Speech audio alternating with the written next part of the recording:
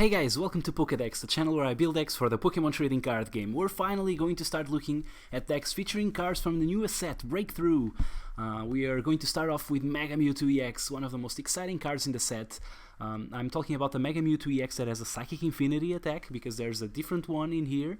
I guess this is the Mega Mewtwo X, if I'm not mistaken. I haven't played the video game in a long time. And there's a lot of different Mewtwo cards in the set, counting all the secret rares and all the full arts. I think there's 10 different Mewtwo EX cards in the set, which is kind of crazy. But yeah, we're focusing on this one. I think it's the most powerful one. Just does a lot of damage. So for a couple of colorless energy, this attack does 10 plus 30 damage times the amount of energy attached to both active Pokemon. That's a really high damage output. Kind of reminds us of the old school Mewtwo EX that just rotated out, and back in the day there were a lot of Mewtwo wars because Mewtwo was weak to itself, but this attack isn't affected by weakness, so I guess the Mewtwo wars aren't the same as they used to be, but at the same time this guy is still does a lot of damage. That's a really high damage output, and that's what we are going to focus on. Try to get a lot of energy on our Mewtwo EX or Mega Mewtwo EX, and for that I'm trying to build a Bronzong deck. So this guy, as you guys already know, helps us bring the metal energy back from the discard pile, and we can attach them to our Mega Mewtwo EX and then hit for a lot of damage. So let's start looking into the rest of the deck. We have two Shaymin EX in here for setup. You guys know how that works. Really nice to have. As far as other attackers, we have one Aegislash-EX. This is really good against decks like Vespiquen and stuff like that that really rely on special energy to deal damage. Giratina is also an interesting deck that we can hit with the Aegislash-EX.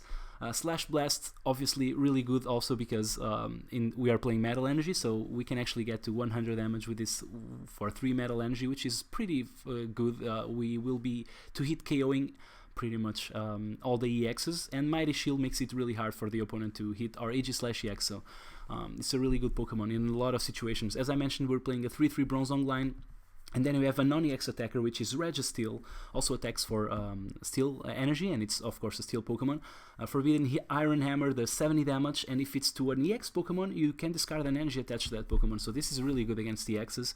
We can attack for just a couple of energy attachments, being the DCE and the metal energy, and it also attacks really nice into the Regice if the opponent is playing that annoying card, so we can actually use Iron Hammer and kill the Regice in a single hit. So that's really good. Registeel kind of stole the spotlight from the Heatran, I think. And as far as the basic Mewtwo EX that we're playing, because there's a couple of different Mewtwo EXs, I'm playing the one with the Photon Wave attack, just because it can attack for colorless energy, and we don't have Psychic. The other Mewtwo, both attacks use Psychic energy, and we cannot afford to do that, so Photon Wave, I guess. It's not the greatest attack. I mean, it does 30 damage, and then you protect 30 on the next turn's attack from the defending Pokemon. But yeah, it's better than nothing, right? It's better to do 30 and protect yourself a little bit than just not being able to attack at all. So yeah, we're using this basic Mewtwo. And then, of course, as I mentioned, 3 Mega Mewtwo EXs with a Psychic Infinity, which are going to be the focus of the deck. As far as items go, we're playing 2 Battle Compressor, really nice to put our supporters in the discard pile, and of course Metal Energy as well. We're playing 2 Paint Roller. There's really no Stadium that's important for this deck, I guess. Steel Shelter only affects the Steel Pokemon, and our main attacker is Psychic. And of course the Dimension Valley doesn't really affect us too much because we're not bent on attacking with only 1 energy. So Paint Roller is really nice. If the opponent is playing Giratina and they stick a Faded Town down, we couldn't play a Stadium over it, but we can use a Paint Roller to get rid of the Faded Town, so that's really nice. And we even get to draw a card after discarding that Stadium, so everything's nice with Paint Roller. I think this is the perfect deck for it. I was itching to find a deck home for this card, and I think this is it. We are playing 1 Sacred Ash to helps us shuffle our Pokemon back if we have discarded them from the Sycamore or stuff like that. I know Super Rod is already back in the format, and I love Super Rod to death, but Sacred Ash I think is a little bit better here because we do not want to shuffle the Metal Energy usually. I think very rarely will we be in a situation where the Super Rod would be the card to play in this deck. And sometimes we do want to shuffle more than the 3 Pokemon that the Super Rod would allow us. So yeah, I think Sacred Ash in a deck with Megas and Stage 1s is really nice. As far as switching cards go, we have 1 Switch and 2 Floatstone, which is back into format as well. A really nice reprint in the newest set. I'm playing the old school ones because I didn't bother to find the newer ones. But yes, Floatstone is really nice in this type of deck. It's really good to seek on an Aegislash or even in a Bronzong if the opponent Lysanders it out or something. Of course, our Mega Mewtwo will hopefully have the Spirit Link, and that's where a switch comes in. Sometimes we don't want to lose the energy, so using a switch to be able to retreat from this guy is really nice and still keep the energy in there. Have 2 Trainer's Mail for consistency reasons, helps us find our items. And then as far as items go, we are playing 4 Ultra Ball, 4 VS Seeker, which are common these days. I mean, Ultra Ball grabs the Shaman, and of course any Pokemon from our line, and of course VS Seeker combines really well with a Battle Compressor and with any supporter that's in the discard pile. And those supporters are, I mean, we're playing 1 XZ. It's not great in here, just because our main attacker is an evolution. But sometimes we will want to retreat from it and heal off all the damage. Of course, it also allows us to bring the Shaman back to our hand. Also allows us to heal off all the damage from the Aegislash. So it does some pretty neat tricks still. So I'm playing 1. Another new card, Giovanni's Scheme. This is a supporter that allows us to choose between 2 modes. The first one is draw cards until you have 5 cards in your hand. That's not the greatest thing ever, but sometimes we do not want to discard cards, so I guess that's decent. And then the second mode is your Pokemon's attacks do 20 more damage to your opponent's active Pokemon. Also not the greatest thing ever, but I guess that's the main reason why we're playing this. So it's kind of like a draw supporter that's a little bit worse, but sometimes just is able to take a knockout where we are not supposed to. So I'm trying Giovanni's Scheme out. Definitely see it being played as a one-off in pretty much every single deck, but yeah, we're trying it out, see how it goes. We have 1 X-Maniac, really important to get rid of Giratinas if we do not manage to get our other attackers out, but yeah, we are kind of covered with the Registeel. I mean, if we start using Forbidden Iron Hammer against Giratina, they will be in trouble. I guess they will want to knock out our Registeels with their muscle bands, but we can actually build a Registeel really quickly. If we manage to get a Pokemon with a Floatstone on, we can just drop the Registeel, use the Metal Links to put the Steel Energy on the Registeel, and then just attach the DCE and promote it, which I think is really great against Giratina decks. But yeah, other than that, we have the X-Maniac in here, also helps us get out of very tight situations, very tight spots. Another new card that got reprinted, because as you guys can see, I'm playing the old one. It's Judge. Pretty strong supporter in my opinion. Both you and your opponent shuffle your hands back and you draw 4 cards. I mean, it's not the thing that you want to be doing every single turn.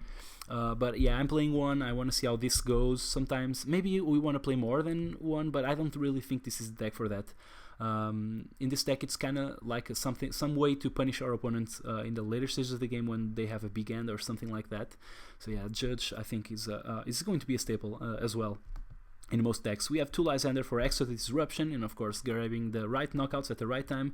1 Pokemon Fan Club, which I love in this type of setup decks, especially ones with a Battle Compressor. So we can just Battle Compressor the Pokemon Fan Club, grab it back, and just have the perfect start of the game. It can grab us Bronzong or an Aegislash, something like that, and a Shaman, which will mean that we will draw extra cards. So yeah, the Pokemon Fan Club is really, really neat.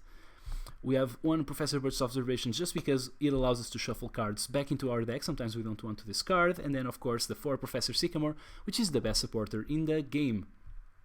I already talked about the Floatstone. We are also playing 3 Mewtwo Spirit Links for obvious reasons. It allows us to evolve our Mewtwo without having to spend a turn. And then 10 Energy, which are 4 DCE, and 6 Metal Energy, which hopefully will be enough to charge up our Mega Mewtwo and go to town. That's the deck. Let's go play a match with it. Alright, oh yeah, I forgot to talk about the changes in the gameplay, I guess.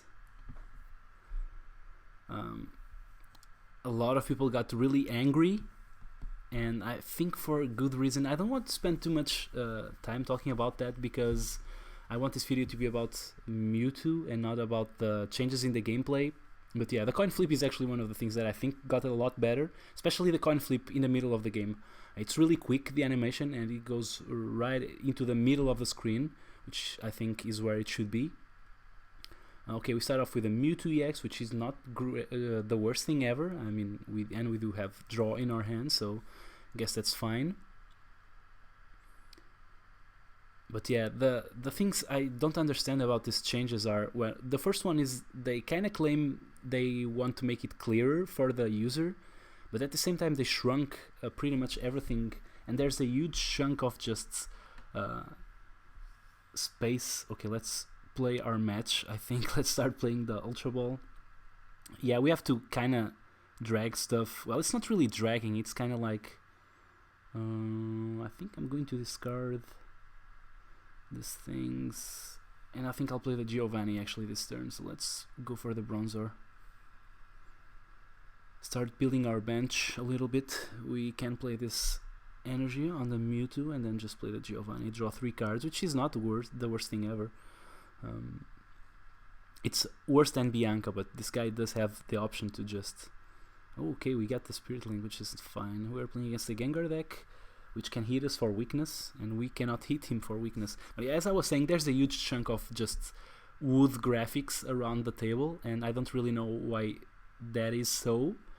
And of course the animations, which are mandatory and we cannot get rid of them, are really aggravating, because it's really just makes the game super slow. I don't mind the dragging too much, because it's not really dragging.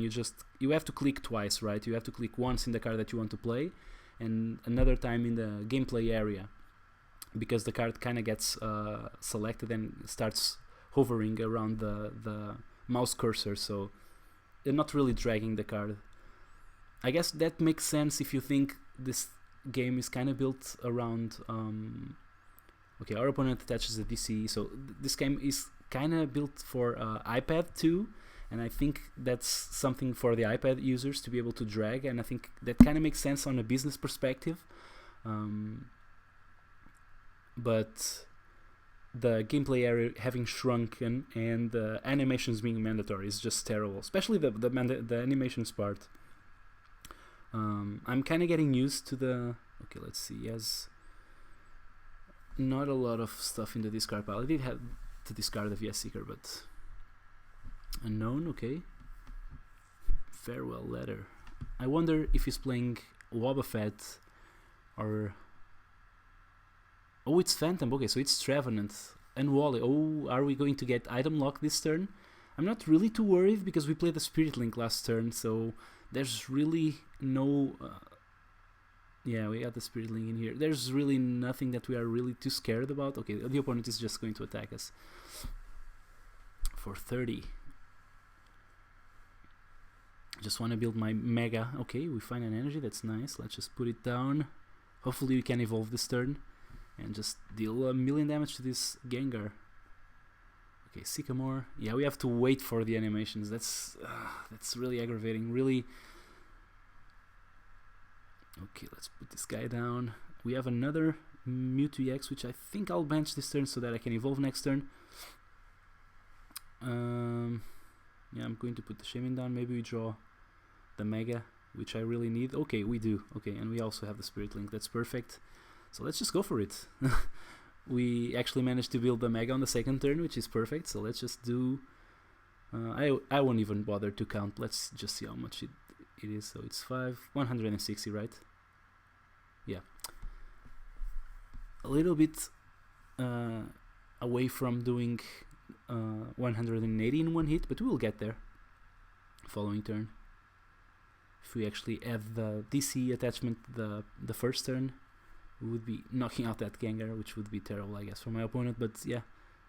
Oh, okay, he puts the stadium down, which I'm not really too scared about. I mean, it does allow him to... Well, he could attack anyways with this Gengar, so let's see what he does.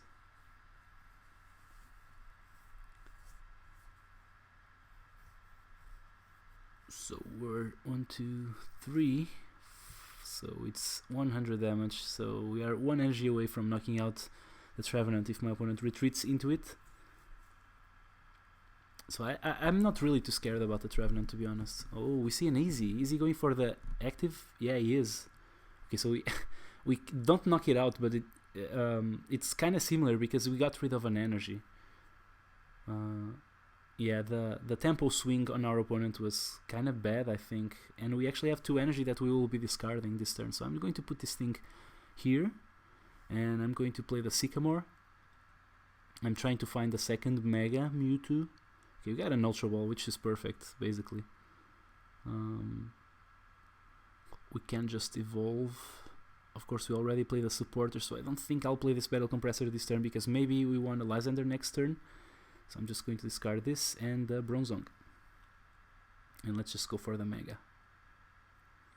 Let's see here. Yeah, we have Lysander. We have a lot of good stuff in there still. So yeah, let's just evolve this dude and start, I guess, charging it up with our Bronzong, sorry. Keep mixing up the names of these 2 guys. We have 3 energy left, which is perfect. So we have a lot of attachments to make. Metal Lynx is awesome. Alright, let's get rid of a Robo Sub. Because why not? Yeah, having to choose the attack, having to click on the Mewtwo and then again. It wouldn't be that bad if we actually, I don't know, if we did if the animation didn't take so long, it wouldn't be that bad. Because this just makes the games take like double the amount of time. Maybe it's not really twice the amount of time, but it's really too much. So yeah, I think this is... maybe should have gone for the Lysander last turn, because... Oh, we actually didn't discard the Robo-Sub. That's terrible for him. Yeah, I guess he didn't have any way to know if we had the Lysander or not. Yeah, but we do. So I'm just going to go for that Lysander. Can also discard... we have a Mewtwo and a Spirit Link. Yeah, we can put... I guess the Metal Energy in there, because now we can just start charging up the Aegislash, which I think is going to be hard to get rid of if my opponent, is playing the special energy. So let's just 1, 2, 3, 4, 5. That's 160, and we can attach later. So I think I have to retreat if I want to kill that thing this turn. So let's go with 1 attachment here. So that's 5, 6 times 3. Yeah, it's enough. It's 190 actually. So yeah, I'm going to retreat first into this Mewtwo. It's kind of weird that we choose the guy we were retreating into before we discard the energy, but yeah. And now, okay, I have to press done. Okay. And now we charge up the guy that we just retreated into. And I think keep this DC in hand instead of playing it, or maybe I think I'm putting it down, whatever. Not really too scared. Let's just go for the Lysander on that Gengar, and once again huge tempo swing because the opponent is losing the guy that has the energy, and he just concedes. Yeah.